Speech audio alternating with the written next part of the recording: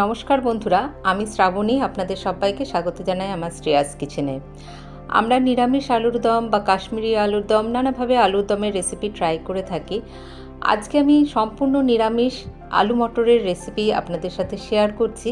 আমরা আলু মটরের রেসিপিও এমনি বানিয়ে থাকি, কিন্তু পেঁয়াজ রসুন ছাড়া মালাই আলু মটর রেসিপি দারুণ স্বাদে বানিয়ে নেওয়া যায়, সেই রেসিপি আজ আমি আপনাদের সাথে শেয়ার করছি। চলুন দেখে নিই রেসিপি। তার জন্য প্রথমে আমি নিয়ে নিচ্ছি 1 চামচ আদা কাঁচা লঙ্কা বাটা আর 1 চামচ ধনে গুঁড়ো, 1 চামচ জিরে গুঁড়ো। এগুলো একটু জল দিয়ে মিশিয়ে রেডি করে রাখছি। তারপরে আমরা আরেকটা মশলাও রেডি করে নেব। এখানে আমি কাঁচা লঙ্কা দুটো ব্যবহার করেছি, আপনারা ঝাল যেরকম পছন্দ করবেন সেই মতো কাঁচা লঙ্কা ব্যবহার করবেন। 6-7টা কাজু বাদাম আর 1 টেবিল স্পুন চারমগজ একটু ভিজিয়ে রেখেছিলাম, তারপরে জল থেকে তুলে নিয়ে এর সাথে আমি 2 চামচ সাদা তেল দিয়ে দিচ্ছি। এটারও একটা পেস্ট আমরা বানিয়ে নেব। এবার রান্নাটা করছি আমি রিফাইন্ড তেলে। কড়াইতে দিয়েছি 2 টেবিল স্পুন তেল। তার মধ্যে আমি আলুটাকে একটু সিদ্ধ করে নিয়েছি, আগে সিদ্ধ করে নেওয়া আলুই দিয়েছি। সেটা এবার আমরা একটু ভালো করে রং ধরে আসা অবধি ভেজে নেব। সিদ্ধ করা আলুটাকেই একটুখানি আমরা প্রথমে ভেজে নেব। এখানে একটুখানি আমি আন্দাজ মতো একটু নুন দিয়ে দিচ্ছি।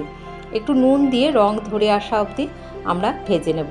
আলু মটরের রেসিপি এইভাবে একদম নিরামিষভাবে বানিয়ে নিতে পারেন, লুচি পরোটার সাথে কিন্তু খেতে বেশ ভালো লাগে। আর তাছাড়া ভাতের সাথেও বানিয়ে নেওয়া যায় নিরামিষ দিনে এই রেসিপিটি। দেখুন আলুটাতে একটু কালার ধরে এসছে, সেই সময় অবধি আলুটাকে ভেজে নিয়ে আমরা তুলে রাখছি। তারপরে ওই তেলেই আমি ফোড়নে দিয়ে দেব প্রথমে সাদা জিরে। তেল আর আমি বেশি অ্যাড করলাম না, ওই তেলের মধ্যেই করে নিচ্ছি সাদা জিরে, আর টুকরো দারচিনি, এলাচ আর 4-5টা লবঙ্গ দিয়ে দিচ্ছি। ফোড়নটা হালকা নাড়াচাড়া করে নিয়ে তারপরে আমরা যে আদা কাঁচা লঙ্কা বাটা জিরে ধনের গুঁড়ো মিশিয়ে রেখেছিলাম সেটা দিয়ে দিচ্ছি।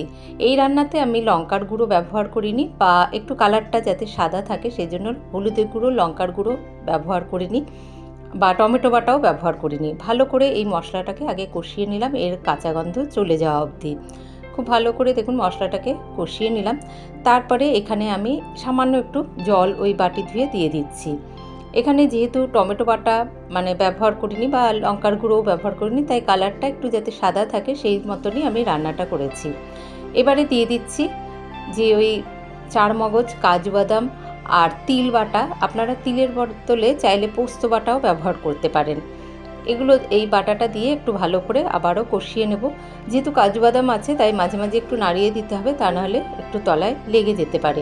দেখুন এইভাবে নাড়িয়ে নিলাম। তেল ছাড়তে শুরু করেছে, দেখুন আস্তে করে এই সাইড দিয়ে তেল ছাড়তে শুরু করেছে আর মশলাটাও বেশ ঘন হয়ে কমে এসেছে। এখানে একটু গ্যাসের আঁচ কমিয়ে দিয়ে এবার দিয়ে দেবো ফেটিয়ে নেওয়া দই। 1/4 কাপ দই আমি একটুখানি ভালো করে ফেটিয়ে নিয়েছি, সেটাও এখানে এবার মিশিয়ে দেবো। দইটাকেও যতক্ষণ রান্না হচ্ছে না ততক্ষণ ভালো করে কষিয়ে নেব। দেখুন দইটাও আস্তে আস্তে কষিয়ে নেব তেল ছাড়তে শুরু করা অবধি। তেল ছাড়তে শুরু করেছে, এই সময় আমাদের দইটাও খুব ভালো করে কষানো হয়ে গিয়েছে। এবারে এখানে আমরা দিয়ে দেব যে ওই ভেজে রাখা আলুটা যেটা সিদ্ধ করা আলু আমরা ভেজে নিয়েছিলাম একটুখানি, সেটা এখানে আমি দিয়ে দিচ্ছি। ভালো করে মশলার সাথে একটুখানি আলুটা কষিয়ে নেব। আর এখানে আমি মটরশুঁটি যেটা ব্যবহার করেছি সেটাও কিন্তু একটু ভাপিয়ে নিয়েছি। একটু ভাপিয়ে নেওয়া মটরশুঁটি ব্যবহার করেছি, সেই জন্য সেটাও এখানে 1 কাপ মতো ভাপিয়ে নেওয়া মটরশুঁটি দিয়ে দিচ্ছি।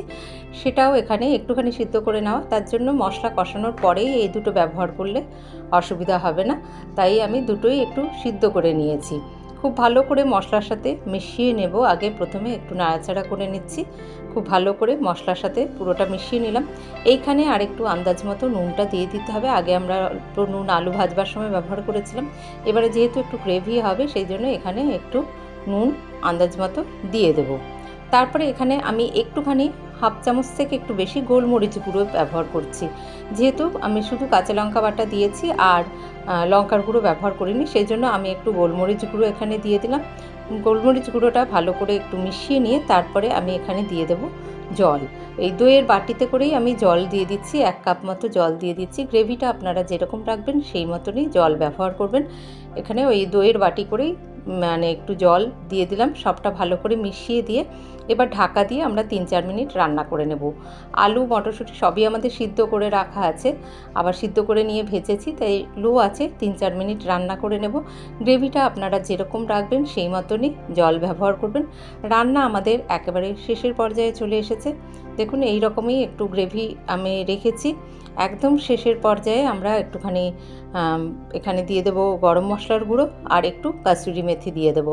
গরম মশলার গুঁড়ো আমি দিয়ে দিচ্ছি এখানে 1/4 চামচ, আর একটু কাসুরি মেথি দিয়ে দিচ্ছি। দিয়ে গ্যাসের আঁচ বন্ধ করে ঢাকা দিয়ে স্ট্যান্ডিং টাইমে রেখে দেবো 3-4 মিনিট। তারপরেই পরিবেশন করে দেবো এই নিরামিষ আলু মটরের রেসিপি, নিরামিষ মালাই আলু মটর রেসিপিটি একবার ট্রাই করে দেখবেন, আশা করি আপনাদের ভালো লাগবে। ভালো লাগলে একটি লাইক অবশ্যই দেবেন, আর আমাকে সাপোর্ট করতে চ্যানেলটিকে সাবস্ক্রাইব করার অনুরোধ রইল। দেখুন একদম ভীষণই স্বাদের হয়, আর নিরামিষ দিনে কিন্তু বানিয়ে নিতে পারেন। গ্রেভিটাও একদম খুব টেস্টি হয়। রেসিপিটি ট্রাই করবেন। আর যে সকল বন্ধুরা আমার পাশে আছেন তাদেরকে অসংখ্য ধন্যবাদ জানিয়ে আজ আসবো আবার অন্য কোনো রেসিপি নিয়ে। ভালো থাকবেন সকলে, ধন্যবাদ।